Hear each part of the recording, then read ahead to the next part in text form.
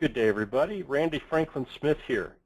Today we're talking about detecting non-owner mailbox access with Exchange Mailbox Auditing.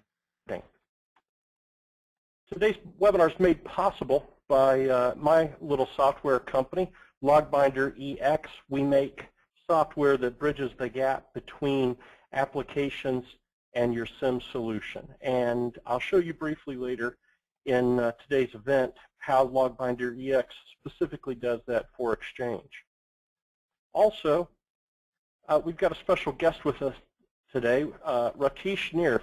He's a MVP like myself for Microsoft. He's an MVP for Exchange, and you can reach and learn a lot about Exchange from Ratish at msexchangeguru.com. Thanks for joining us today, Ratish.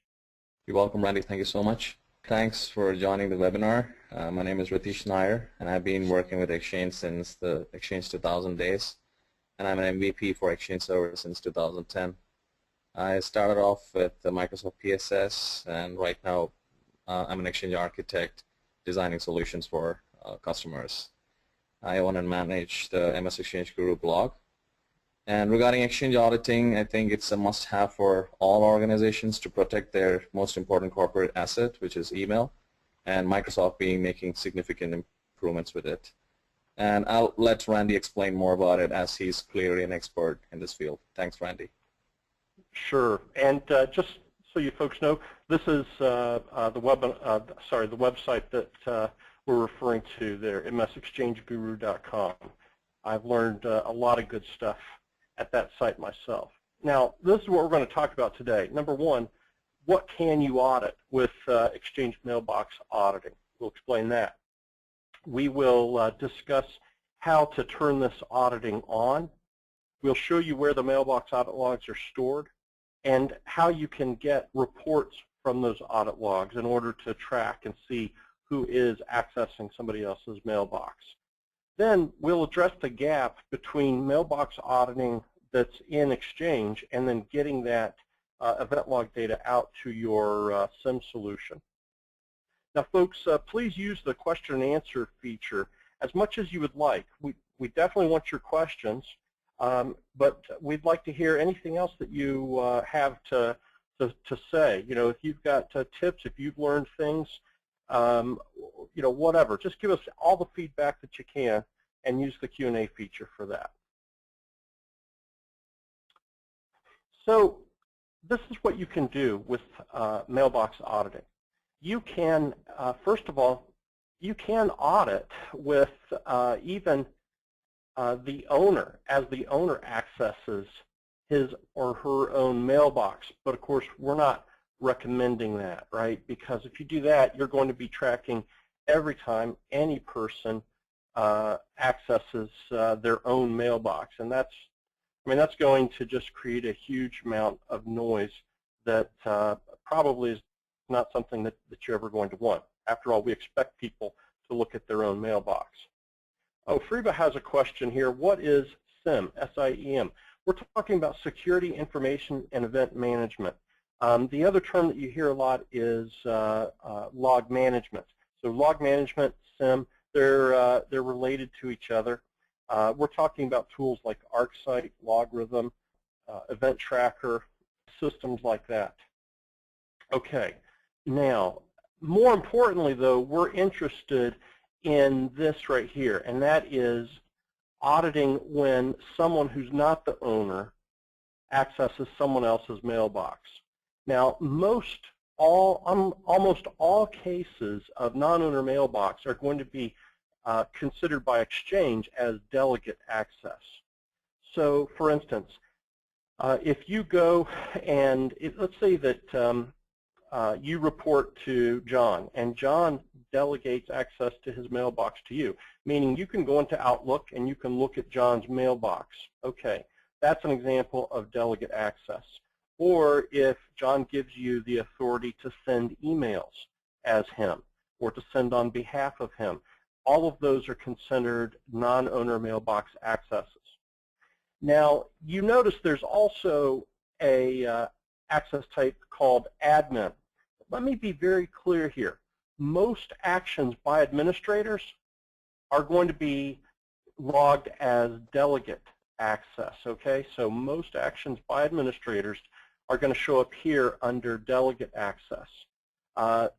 There's only a few specific actions that actually get classified as admin access. And that would be if an admin is searching mailbox through in-place discovery, or if he runs specifically this command, new mailbox export request. Or you can also look at mailboxes with this low-level tool called Mappy Editor, that utility. So those are the actions, and pretty much the only actions, that would show up as admin access to a mailbox. Let me look at a few of the questions here. Oh, awesome. Claudia has an awesome, awesome question. In our environment, the BES admin account is a delegate for all BlackBerry users. Can we easily exclude the auditing for that account? And you sure can. In fact, Ratish, you've already answered it. Thank you. It's with the Set Mailbox Audit Bypass Association, and we'll show you that here in just a second. But that is a command that allows you to take special accounts like that or anything else that scans a mailbox and say, look, just ignore it. Francis, you're asking something related to BlackBerry 2. Would BlackBerry Enterprise Server be considered a delegate or an admin? I think it would be considered a delegate, although it's impersonating the user. I don't know. We'd have to play with that some. Pablo, could you please define mailbox? I understand that it's not only the inbox, but also the notes, calendar, and so on. Okay, good question. You want to field that, Ratish? Yeah, absolutely. So the mailbox is the actual mailbox object, right? In the database, the mailbox will be defined as a mailbox object, a combination of the pages, right? So inbox is going to be, so when you look at, if you have ever used the tool like MFC Mappy, and if you try to open a mailbox, you can see actually a skeleton structure. And inbox is only just going to be one page in that skeleton structure. So we are talking about mailbox as the entire object. So it includes everything, inbox, sent items, and also, let's say you don't want to audit one folder. We can do that too. So this is the skeleton object we are talking about. Inbox, sent items, the high-level folders, the folders users creates, everything. Yeah. Everything is included. And the good news is, because some of you might right away be thinking, oh man, you mean every time someone checks somebody else's availability, is that going to log events? The answer is no. If you're just simply checking availability on someone else's calendar for scheduling a meeting, that never gets logged as non-owner mailbox auditing. Go ahead. Right, it's not considered as an access. It's only fetching information, the FreeBusy folder using the availability service. Yeah.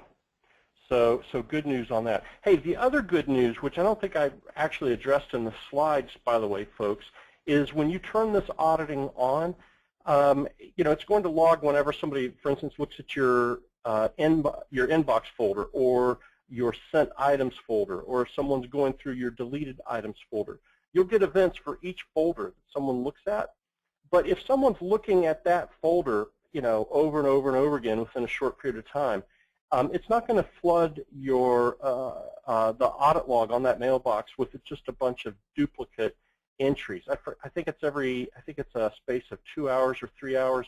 It doesn't, once it says, hey, Bob looked at your inbox, it doesn't repeat that for a good bit of time, and that's awesome. I mean, they've done a really good job in making Exchange mailbox auditing efficient.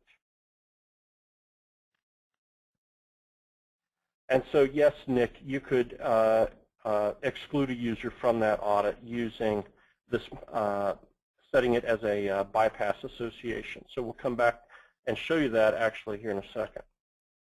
Okay, now, so we've said who can you audit? Owners, delegates, admins. But what actions can you audit? All right, here are all of the actions. And a couple of these maybe require a little bit of explanation. So folder bind, means that someone looked inside or accessed a specific folder. Okay.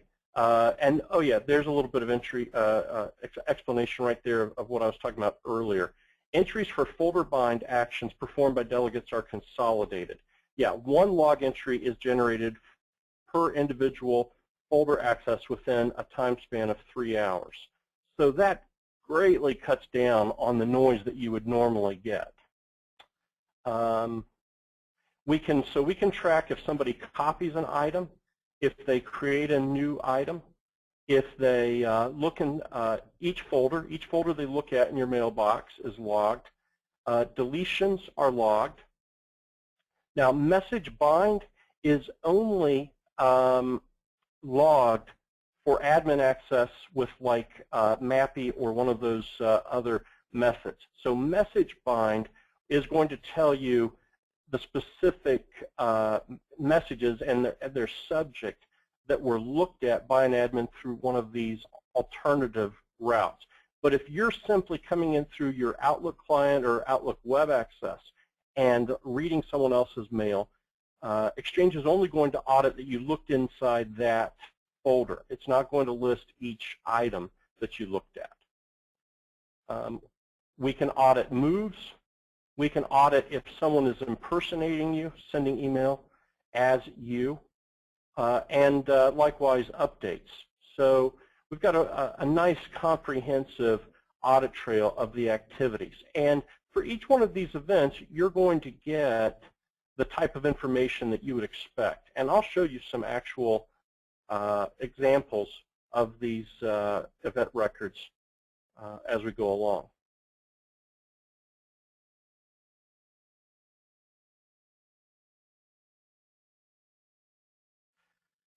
Myrick asks, what about shift delete of the message? So, Ratish, that would be the difference between hard delete and soft delete. Am I right? Yes, you're right. All right, thanks. Oh, good questions. Mark asks, what versions of Exchange are these audit actions valid for? I haven't covered that yet. 2007, 2010, 2013, or all of them. What I'm showing you today applies to 2010 and later. Now, some of what we're talking about is in 2007, but the way that the event log, the audit log is stored and retrieved has changed significantly. And so for the purposes of today, I would recommend that you treat it as 2010 and 2013.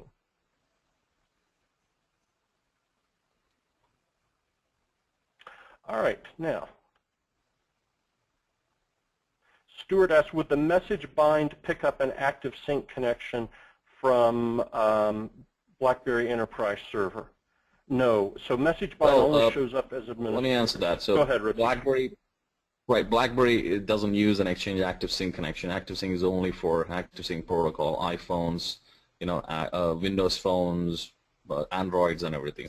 So BlackBerry still uses the traditional send as, receive as permission model. So if you exclude BlackBerry completely, you won't have that problem. But if you want to audit the BlackBerry activities, you can do that too. All right, great. And so we will show you some examples of these events, folks, as we go along. Now, how do we turn on auditing? The most important thing you need to understand is that each mailbox has its own audit policy. So you don't set an enterprise-wide mailbox audit policy. Now, of course, this is something that has to be factored in to the management of your mailboxes and provisioning of your mailboxes. When a new mailbox is created where you want non-owner auditing, you've got to turn auditing on that mailbox. And the way you do it is with the set mailbox commandlet in PowerShell. There are, well, other than specifying the identity, of course, there are about 5 parameters. First of all, audit delegate. What we're doing is we're specifying what are the delegate actions that we want to audit. You notice we haven't specified audit owner because we don't want to audit anything for the owner. But if this were a real command, we would also have a audit, not delegate, but audit owner parameter in here too. And I'll show you what our recommended audit policy is for mailboxes in a second. But anyway, what we're specifying is, here's the actions that we want to audit for a delegate, and then we would pretty much duplicate this for owner. And then to turn it actually on, we need to specify -audit enabled and set it to true. And then the other parameter is your age limit. We'll talk about that in a second. So let's put off discussion of that. Now, here is that command that we've been talking about with regard to BlackBerry, and that is set mailbox audit bypass association. And that would apply to any other application that is going to be routinely scanning mailboxes and looking in different mailboxes. Malcolm says, you sure about duplicate for owner and not for admin? Did I say owner? I meant, yeah, you want to duplicate what you say for audit delegate. You want to pretty much duplicate that for admin. There's only one difference. In fact, we'll talk about recommended audit policy, I think, coming up next. All right, so that's how we turn on auditing. And if you want to check the audit status of a given mailbox, here's our PowerShell right here. And you see what I've done is I've run a command that says get mailbox for Jack Striker, and then I piped that out to format list and said only show me the properties that begin with the word audit. And so what we're seeing is that for Jack Striker, auditing is enabled. The audit age limit is 90 days. And then here's what we've turned on as far as auditing for admin and for delegate. And then for owner, we don't have any auditing turned on. So it's as simple as that.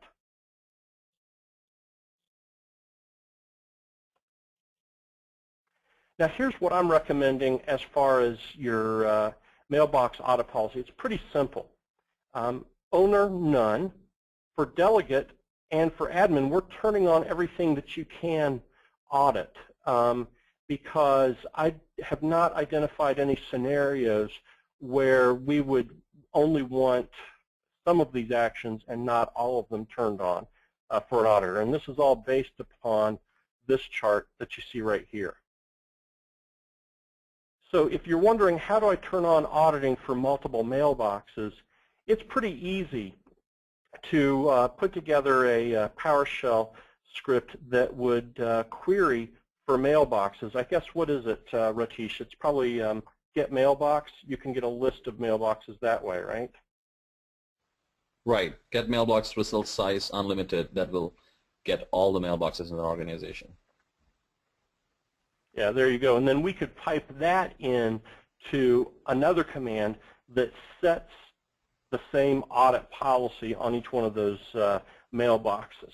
So that's something that you have to think about. Now, what if you only want to audit certain mailboxes, like people in a certain OU or people in a certain group or with a certain job title? All right, that would just take a little bit more scripting in order to make that happen.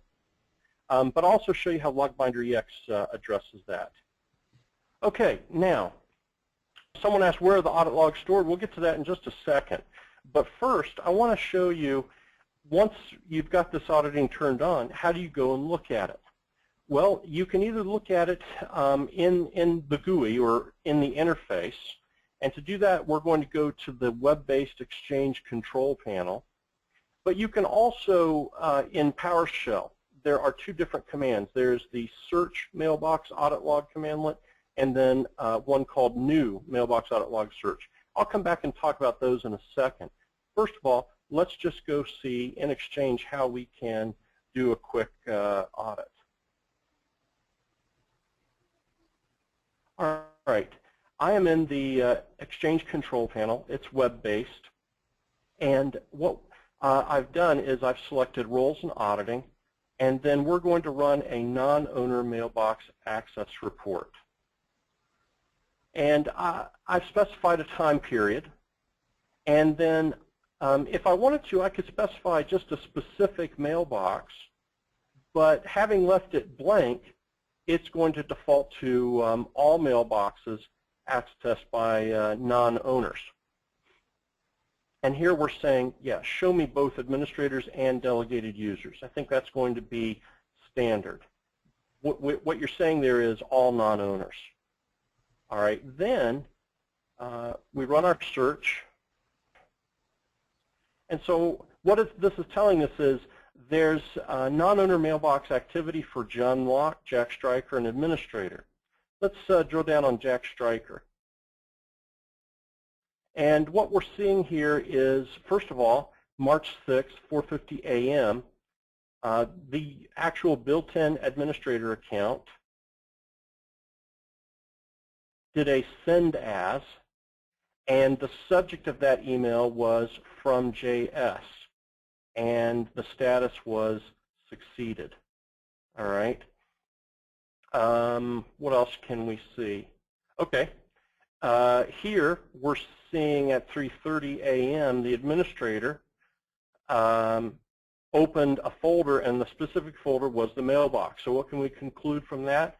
That administrator was looking around inside the mailbox of Jack Stryker.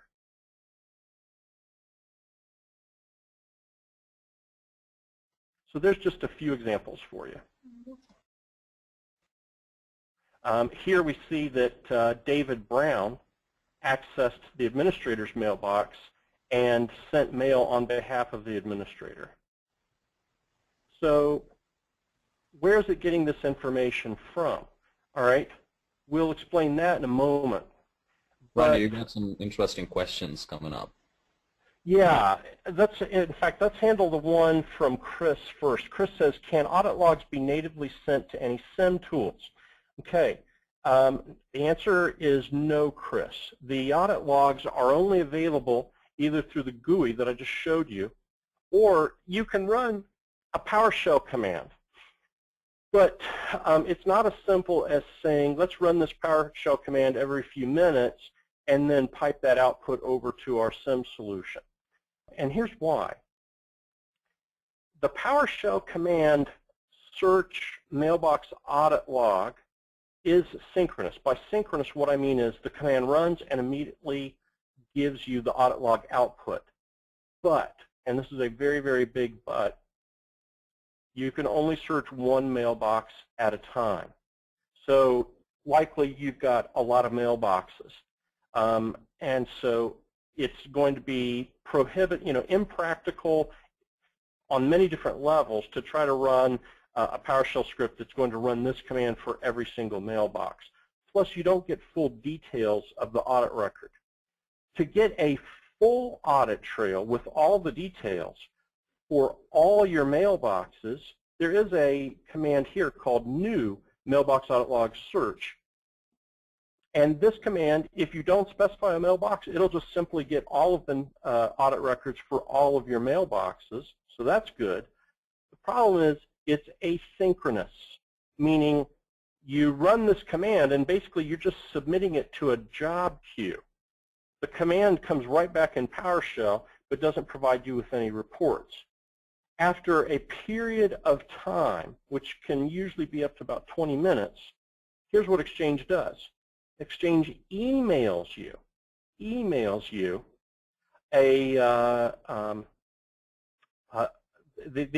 the log as an XML attachment. All right, does that make sense? And so that's how it works. Daryl says, can you automate reports and have them sent to specified users with Exchange?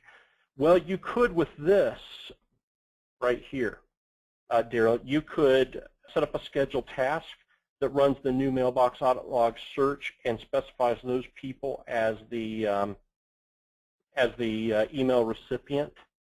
But as far as getting it into your SIEM, this is not what we're looking for, right? And that's the whole thing that our sponsor today, my LOGbinder EX solution, solves. So we'll show you that here in just a little bit.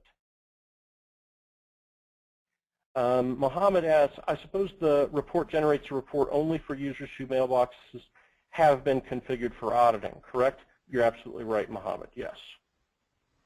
And a bit to add to that, usually we have like a compliance officer in every organization. So usually it comes under the Chief Information Security Officer. There'll be a team of 3 or 4 people who are responsible for access auditing across the organization. And those are the targeted audience who will be receiving those emails. Right. And we could put in Jack Stryker.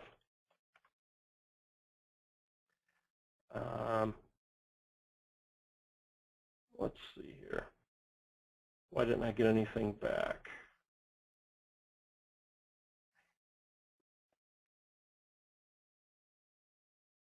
You know what, I'll come back to that here in a second, folks, in case you want to see what the output from this looks like.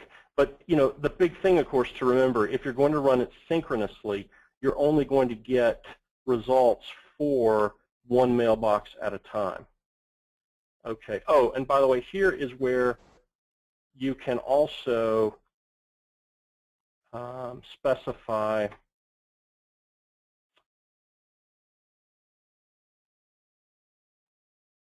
you can export the mailbox audit log. This is where you specify a date, time, leave this blank for all mailboxes and all non-owners. But then this is where you would specify where that audit log report goes to. And of course, this isn't scheduled. You would have to submit this each time.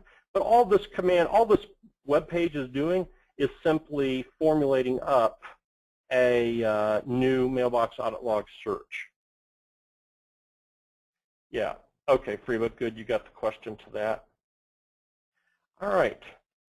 Now, here's the big question a number of you have been waiting to have answered. Where is the audit log stored? Okay, believe it or not, there's a hidden folder in each mailbox. And the mailbox audit events for that mailbox are stored there in that hidden folder. These events are not written to any kind of external text file or event log, no. So that means, as a couple of you have surmised already, that the mailbox audit log is inaccessible through normal log collection means. So if you want to get this information into your log management solution or into your SIEM, it's going to require some middleware to do that. And we'll show you that here in a moment. Now let's talk about purging. Some of you have probably already noticed this parameter on the set mailbox commandlet, audit log age limit. And so what you do is for each mailbox, you tell Exchange how long to keep those mailbox audit log entries around. And the default is 90 days.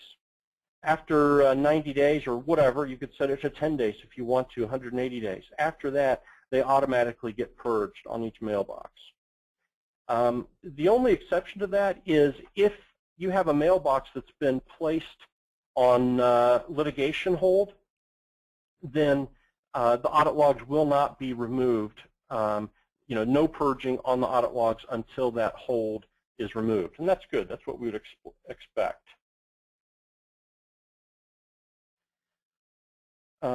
Let's see here. Mohammed had asked back on the other page, is this report available for Exchange 2010? Yes, in fact, what I was showing you right there is Exchange 2010.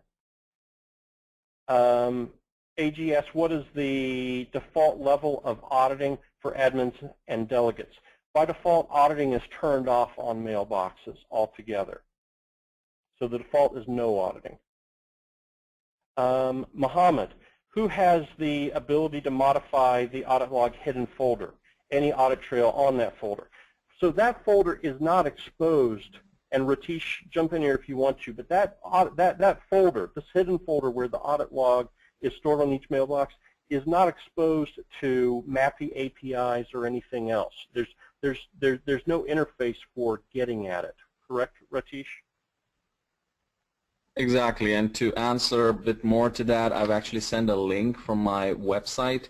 So if you do a get mailbox folder statistics, put the username and pipe it to a format list, you can actually see 4 folders.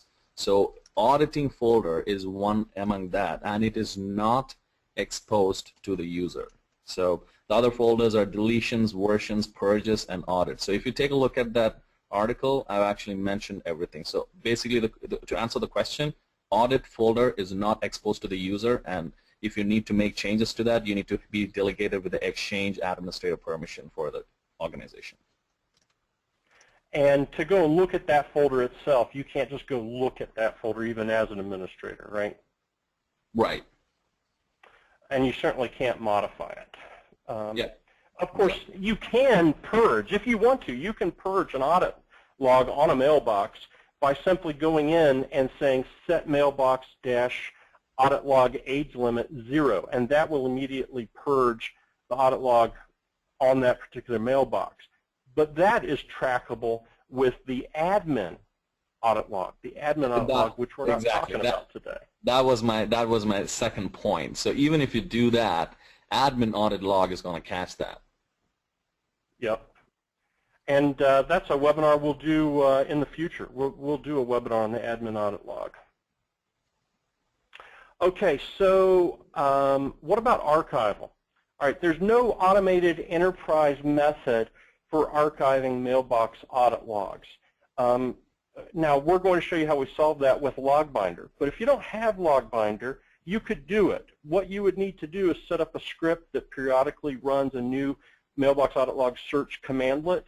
Then you're going to go have to check that mailbox in half an hour or so, and download that attachment to wherever you're going to store your archived audit logs. Yeah, you can manually export audit logs with PowerShell, but that's only going to be one mailbox at a time. So you can't get around the fact that the only way to get a full audit log out of Exchange is to have it email it to you.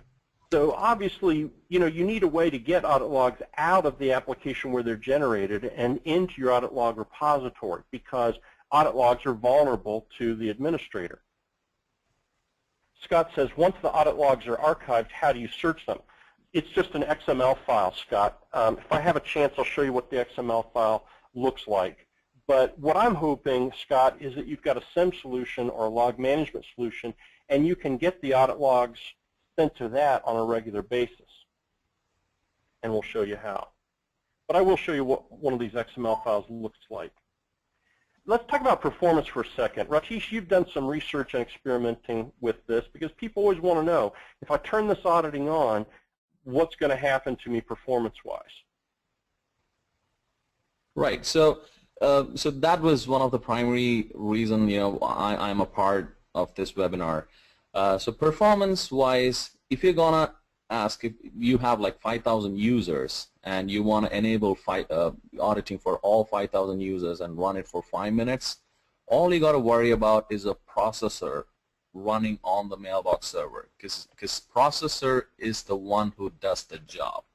So let's say, for instance, you have an 8-core processor and 6,000 users running on that particular mailbox server. You're going to definitely see a problem.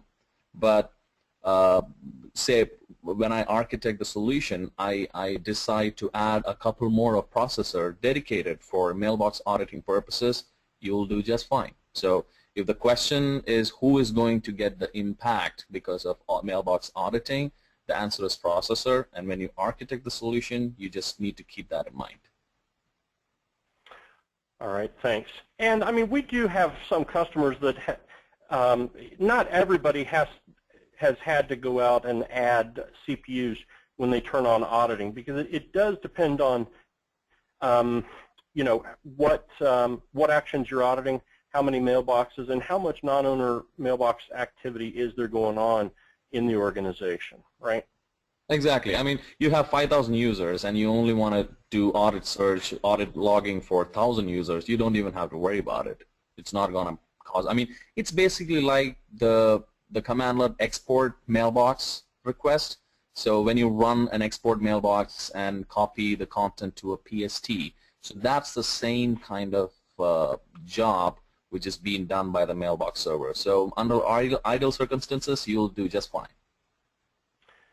Pablo's got a question I'd like your help with, Ratish. What are the default permissions for admin over mailboxes? From what I remember, most of the access permissions are explicitly denied. So can an admin automatically go and open up a mailbox?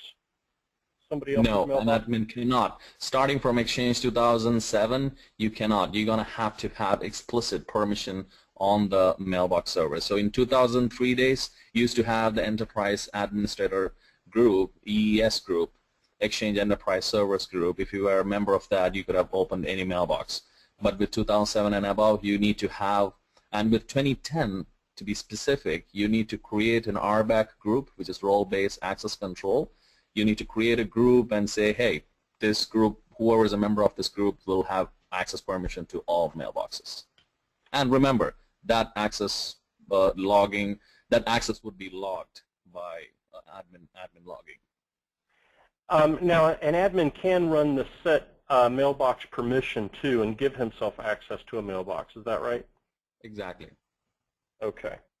So there's no way to keep admins out, but we can audit that they're doing that. All right, we got some other questions, but we'll come back to them here in a second. So the bottom line here is that Exchange gives us comprehensive and efficient auditing of non-owner access, and you have good ability to search on what I would call short-term activity within the Exchange control panel. So if, depending on how much audit activity you configure Exchange to keep in each mailbox, you can go right into Exchange and, as we showed you, get a nice little list of who's been auditing Jack's, who's been looking in Jack's mailbox and what have they been doing. The gaps, though, are alerting. There's no alerting. There's no long-term archival. The audit logs are vulnerable to tampering or erasal by the same privileged users that that this audit log is intended to control. Yes, we can track the fact that an admin maybe looked in somebody's mailbox, but he can clear that audit log. Now we might, we'll probably be able to see that he cleared that audit log as well, but obviously we have a log integrity issue there. And that's all because audit trails need to get out of the application where they're created and into your log archive, which is generally your SIEM solution or your log management solution. Plus, you need that capability for all the other stuff that you use a SIEM and log management solution for. The other thing is managing the audit policy on those mailboxes as they're provisioned. How can you be sure that auditing is turned on all appropriate mailboxes and that the audit log is consistent? All right. Well, here's where our sponsor comes in, LOGbinder EX. And all of these gaps are solved with LOGbinder EX. LOGbinder is a middleware application. It can run on any server on the network. It is not an agent. It does not need to run on your Exchange server. It just needs to run on some Windows server in the domain. And what it does is it goes and gets your mailbox audit logs, and we haven't talked about them, but it also gets your admin audit log. It translates these from the cryptic XML that Exchange renders it in, and renders really nice, easy-to-read messages, which it then sends to your SIEM or log management solution, whether that be ArcSight or Logarithm, RSA Envision, Event Tracker, and there's lots of others. And we can send those events to you in quite a few different ways. In fact, I'll show you LOGbinder EX. It's an incredibly simple piece of software to install, and it requires minimal access to your Exchange environment. It does not need to have admin authority to Exchange. There's only a couple management rules that are required. So once we install it, we just need to point it at one of your Exchange servers and give it a couple URLs. One URL is for the PowerShell interface. The other URL is for being able to check the inbox. LOGbinder EX requires an inbox so that it can get these audit logs. It can receive these emails from Exchange. And then it periodically submits requests to Exchange saying, please give me the mailbox audit log for the past so many minutes. Please give me the admin mailbox for the past so many minutes. As it gets those, it processes them and sends these events out to one of 6 or more of 6 different places. We can send them to the actual Windows event log, either a custom event log called LOGbinder EX, or we can even send them directly to the actual Windows security log. We'll, of course, need the authority to do that. Or we can send events out via syslog. So between these methods, any SIEM solution, any log management solution out there can consume and can now get your mailbox audit events out of Exchange. If you're an ArcSight user, we do support sending events out in the common event format. And here's an example of what some of those events look like.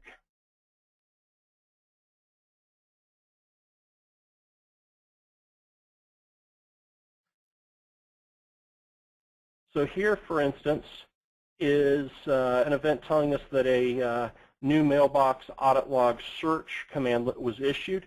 It tells us who issued the command, did it succeed, what server was it executed on, and what were all the parameters for that command. And so as you can see, this is all formatted into a nice, easy-to-read message, and we've documented all of the events that we generate in the same security log encyclopedia that you're accustomed to using. And so there's over 600 different events produced by LOGbinder EX.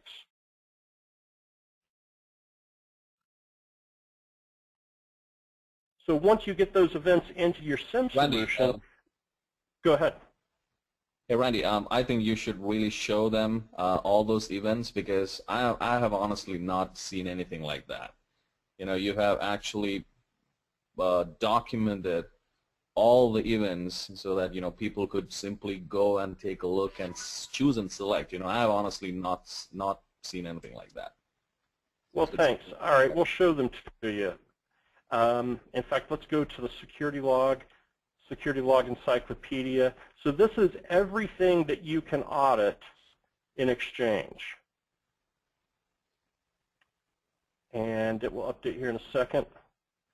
And you can further filter this by mailbox. Now, there's a limited number of events, as you would expect, to audit on a mailbox.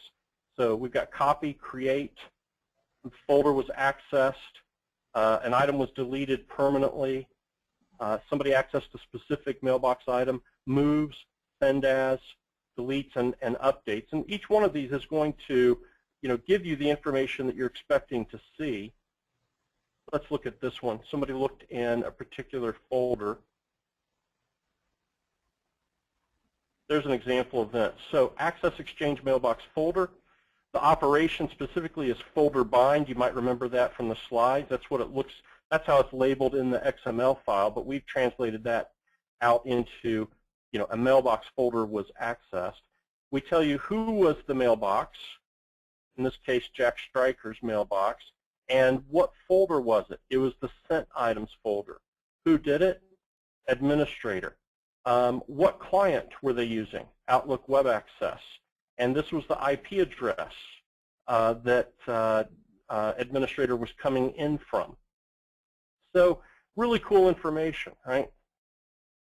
And if we include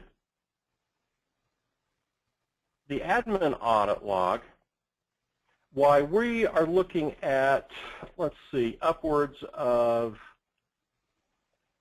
about 660 different events that you can audit in Exchange. But now we're getting outside of mailbox auditing, and we're talking about admin audit logging. So the cool thing in Exchange is anything that an administrator does ultimately gets resolved down to a PowerShell commandlet.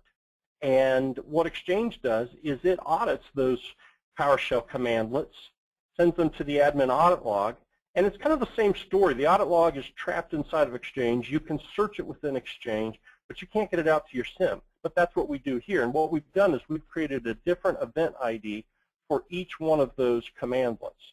So if you want to know, well, remember we talked about somebody changed permissions on a mailbox. We can find that by looking for the add mailbox permission commandlet, for instance, or the mailbox folder permission commandlet. So anything you can think of that you would want to track, let's say somebody changes a policy. What would be a really high impact security change in Exchange, Ratish? So let's say somebody changed the Exchange active sync policy, or okay. Let's say somebody like that. Exactly. Yeah. Right. Oh, okay. You got it. All right. So this yeah, is really critical, right? Because so a lot of organizations now do not want users to have no policy enabled on their mobile phone. So this should be definitely audited. Exactly.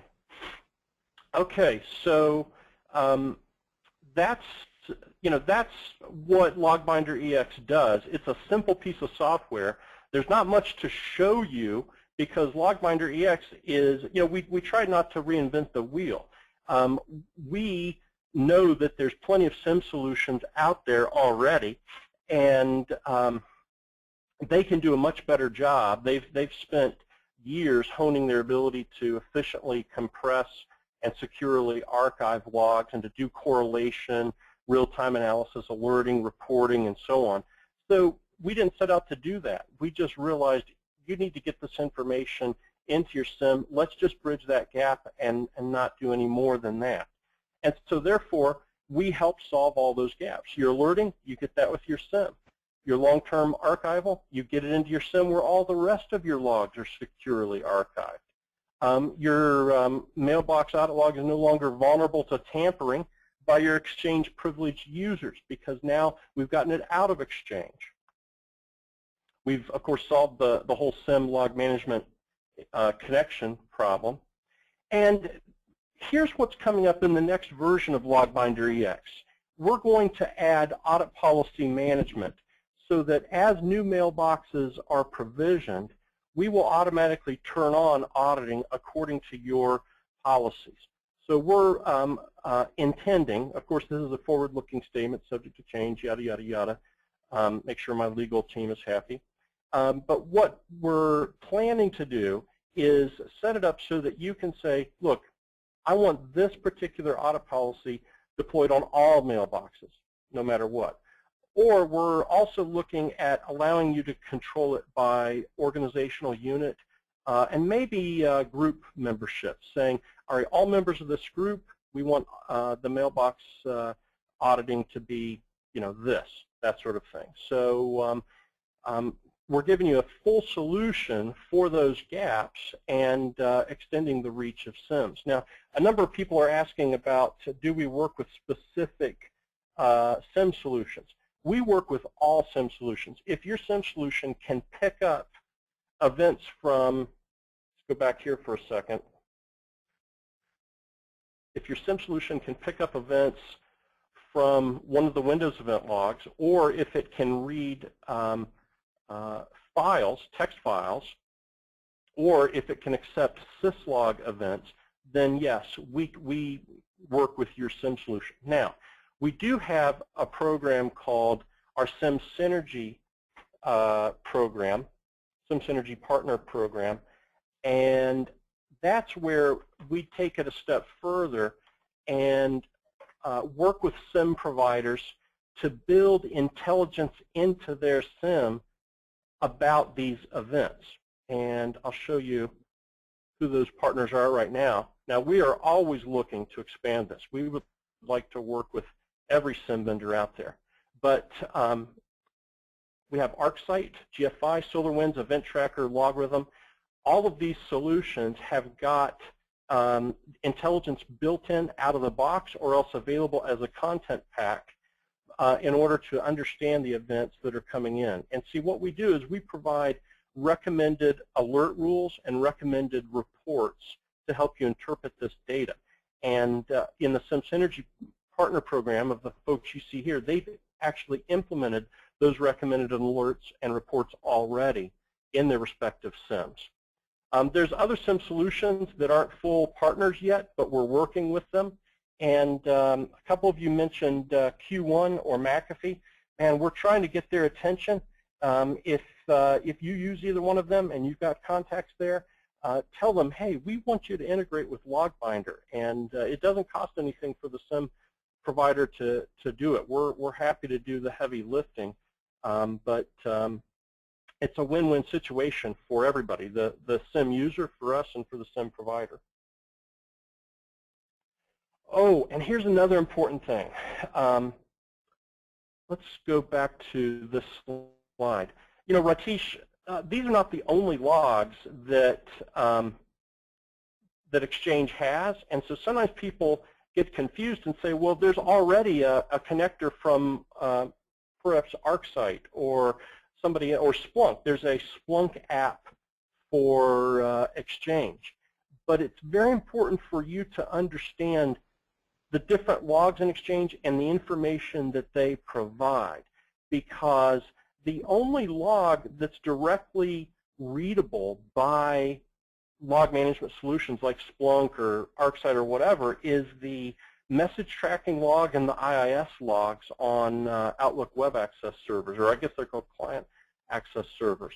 But Ratish, you can get some of this security information, but not with the level of integrity and detail that you get with these two audit logs, correct? Right, exactly. There are definitely limitations when it comes to message tracking logs. Let's say, for instance, IP address. You are only going to see the IP address as the source, and the source is going to be the mailbox server which is submitting the message. And you're not going to see somebody send as, right? So there is this shared mailbox, product group at domain.com. So if Randy is going to send an email from product group at domain.com mailbox to an external user with sensitive information, you're not going to find that information in message tracking logs.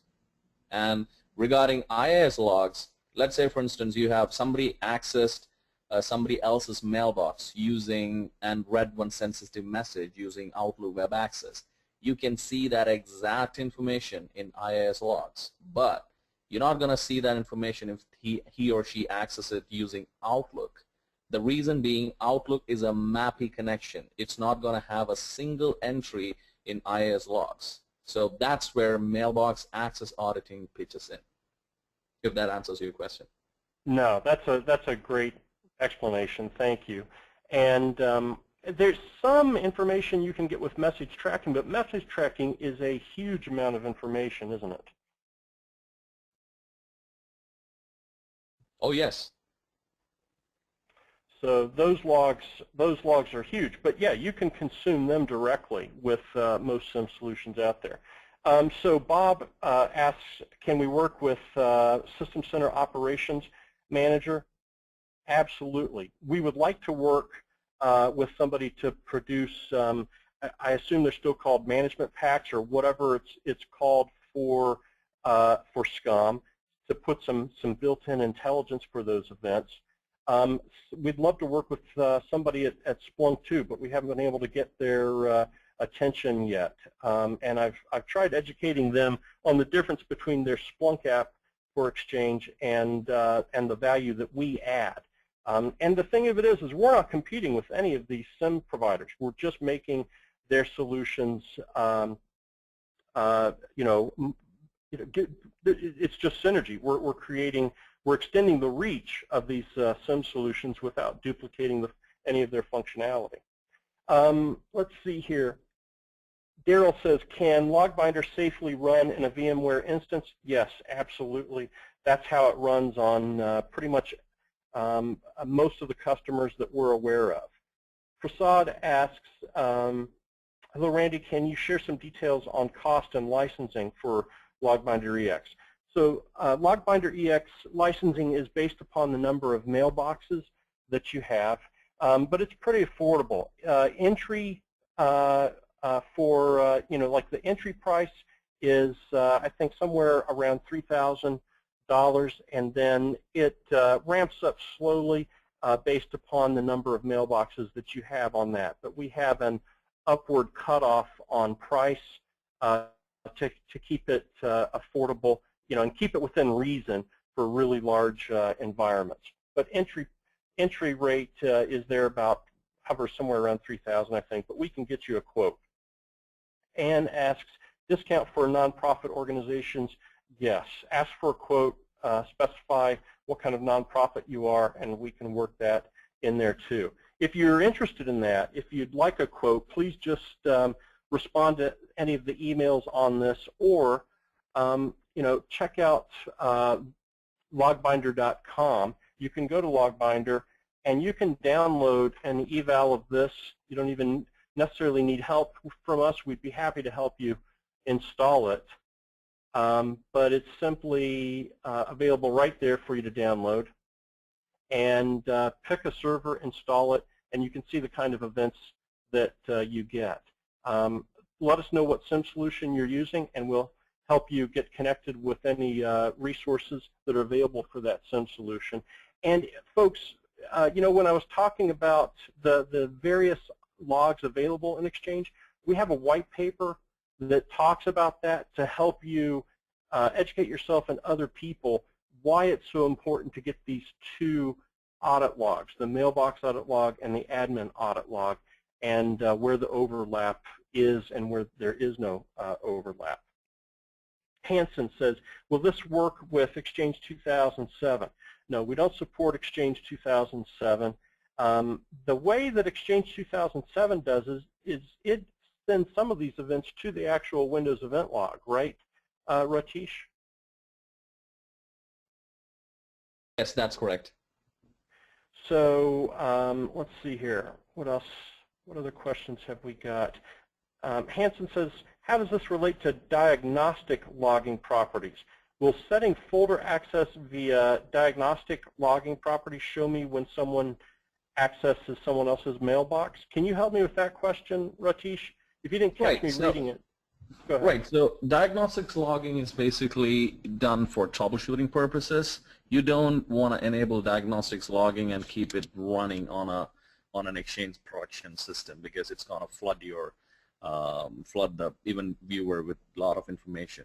Now, with respect to mailbox auditing, we are already, when we enable mailbox auditing, we are already telling Exchange that you need to audit a set of information like folder access, deleting, non-mailbox owner access, and things like that. So those information which are already there in diagnostics logging properties. So to my understanding, it actually doesn't make a lot of difference. Usually people enable diagnostics logging for troubleshooting purposes. Yeah, it's going to overload you if you're trying to use it for security purposes, right? Right, exactly. Freva says, do you have a trial version we can try? Yes, absolutely. Just go to the product page of LOGbinder EX and click on download and enter your information, and we'll give you a copy of LOGbinder EX that's good for 30 days. If you need to extend the trial, we can arrange for that. We'll be happy to help you with proof of concept and so on. Daryl asks, does licensing allow for multiple installs for Exchange servers in geographically dispersed environments? Yes, we can.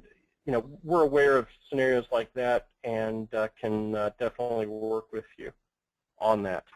If you're interested in getting a quote or getting assistance on a evaluation or proof of concept, just click on Ask Sales here and let us know what you would like to do. Let's see here. There's a few other resources that you might be interested in. I've added a new Exchange section at Ultimate Windows Security, and let me show you that.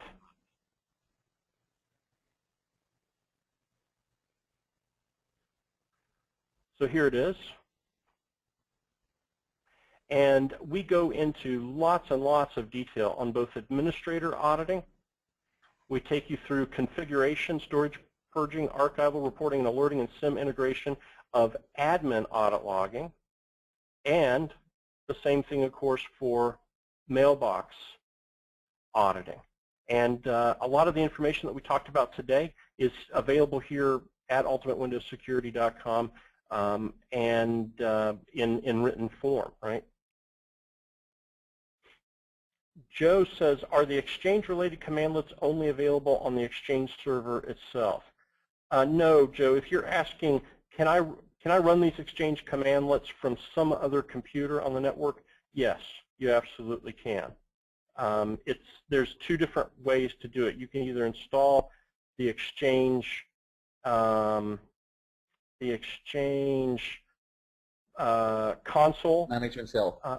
The tools. Go ahead. Exchange tools. Exchange management tools. Yeah. Go ahead, Ratish. I mean, it's basically an Exchange server setup. You simply exclude the client access, hub transport, and mailbox server, and simply check the mailbox management tools and click on next. That's maybe the easy, in some ways, the easy way to do it. The other way you can do it is you can just open up a PowerShell command and then use remote PowerShelling, where you your local PowerShell kind of acts as a proxy. It goes over to the PowerShell interface on one of your Exchange servers and runs the commands there, but pipes the output back to you. So there's two different ways to access that. All right, good. Glad that answered your question, Joe. Anybody else have questions? If you didn't get a chance to get yours answered, I mean, I think we've answered and addressed just about everyone that was brought up. The performance slide, right, was not in the slides. We'll include that in the follow-up. Oh, Carrie says, can you audit an email activity of a secondary email from a remote mailbox from current system? I don't follow that. Do you, Ratish, that question? I actually saw that question, but I was kind of confused. So let me ask you. So the thing is, it doesn't matter where the mailbox is being audited.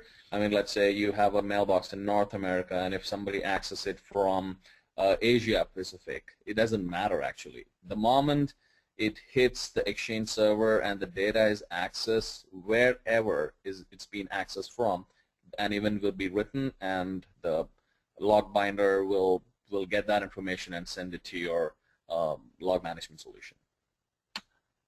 Thank you. James, right, we missed answering your question about do we support syslog NG. So James, what syslog server have you got? We'd be interested in talking to you. We've been waiting for a use case to come along to warrant adding syslog NG support. So if you can get back to me either through this method or by responding to one of the emails, let me do so. I'd like to talk to you more. Okay.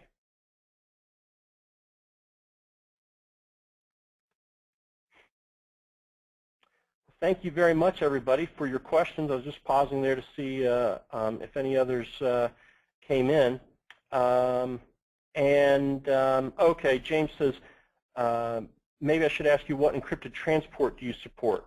So that's what we're interested in. There's so many different variables with and options with syslog that we're trying to identify the one that's going to provide the most bang for the buck and help the most users. So there's also syslog with SSL support. Right now, for our customers that want reliable, secure delivery, they're using the syslog to text file and then using one of their SIEM connectors to pull the text file and send it that way. So there's a lot of variables. If you're interested in encrypting it, the other way we can do it is if your endpoint that's getting the syslog data, if it's a Windows box, we would set up an IPsec policy to do that. So we'd like to talk to you about your specific needs, and I'm sure we can work something out with either the existing options we have so far, but we're also interested in identifying and implementing the best encrypted syslog variant that's available. Let me answer that other question from Francis. Please do. Yeah, so managed folder policies or MRM policies are done by Exchange. It is not done by one particular user. So it's an Exchange store.exe or the information store process. That's the one which does the work here. So that information is not going to be audited, and you don't want it to be audited because it's simply deleting. You are going to specify as an Exchange administrator, hey, I have 15 users. I want to delete all emails which are 365 days and older. So that activity is done by Exchange, and it's not done by one particular user. So it won't be audited. And Hanson says, do you have any solution to monitor mailbox access for Exchange 2007? So if I understand correctly, Exchange 2007 will send non-owner mailbox audit events to the Windows event log. Have I got that right, Ratish?